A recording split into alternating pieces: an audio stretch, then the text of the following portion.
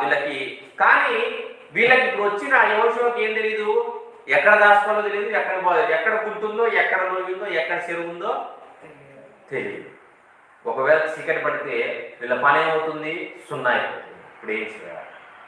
ఈ పరిస్థితిలో యెహోషువ దేవుడి వైపు చూసి ప్రార్థించాడు. దేవుడు ఏం చేశాడు? సూర్యుడా ఆగిపో అంటే సూర్యుడు హల్లెలూయా. ప్రార్థన సరి అయిన సమయంలో మనం చేసినప్పుడు దేవుడు మనకి సమాధానాన్ని దయచేస్తాడు. ఆ యుద్ధంలో చనిపోతాడు అనుకున్నాడు, కానీ ఒక్కసారి దేవుడి వైపు చూశాడు. ఎవరు? యెహోషువ. మరి ఈ రోజున మనం దేవుడి వైపు చూస్తున్నామా? అటువంటి నమ్మకం ఉన్న, నిజంగా సూర్యుడు ఆగిపోతున్నాడు దేవుడు తెలుసా, యెహోషువ తెలుసా? కానీ యెహోషువ అడిగింది ఏంటిది? అయ్యా ఇప్పుడు చీకటి పడ్డదనుకో, నువ్వు చచ్చిపోతావు.